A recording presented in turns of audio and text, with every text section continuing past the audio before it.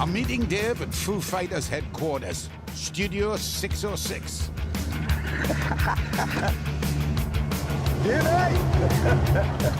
Sure makes mine look like shit. It's good to see me, bunny lad. How are they? Well, it's been a while. It has been a while. But this is fantastic what you're doing. Thanks for taking time, because I know you're a busy dude. My pleasure. But I loved as soon as you said vans, I just went, you know, it's just, you know, something from the early days. They're the happiest memories, aren't they? Oh, yeah. You know, when you, and I've got something for you. Okay. Yeah, hang on. This is a photograph of our very first van. Really? Yeah. And it was a... What do you think of that? It's a Morris J2. My very first van was 63, 64. I was only 16.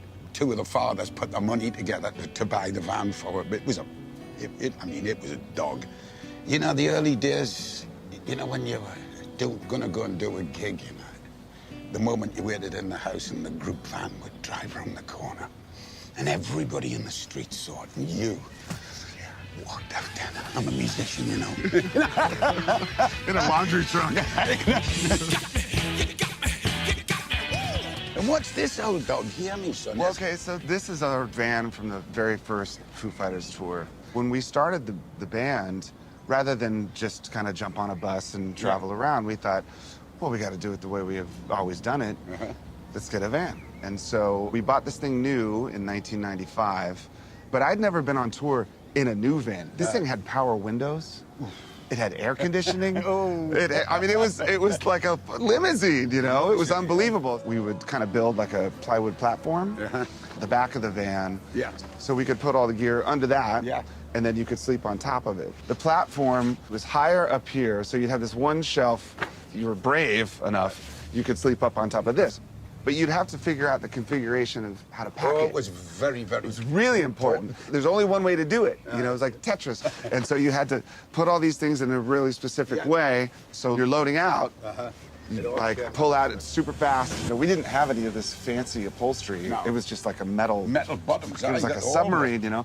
We did this one tour of Canada once where it was so cold, and there were 11 of us in this van, like sardines in our sleeping bags.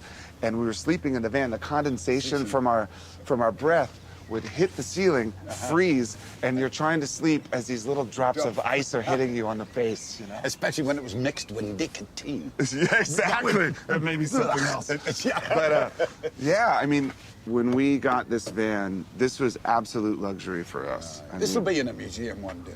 I don't know. I'm not giving it up. I got to use it. Yeah. Yeah. Well, you're going to use it on this latest tour that you're doing?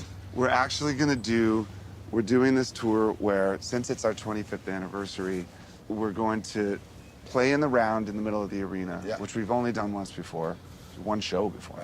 And when the lights go out, we're going to drive in the van, park it next to the stage, jump on stage, play for 2.5 hours, get back in the van, and back it out. It's just...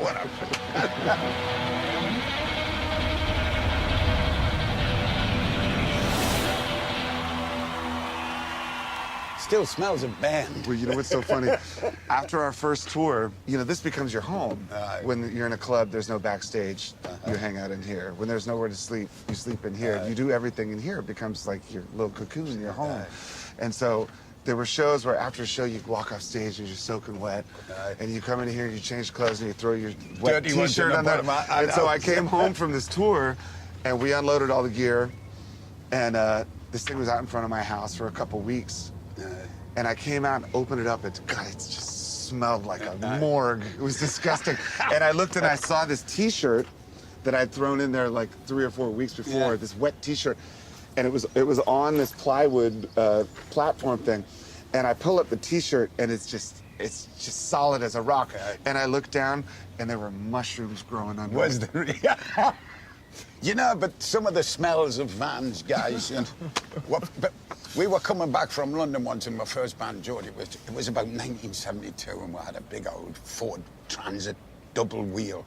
That meant you were making it. Yeah. And our roadie at the front let off a biblical fart.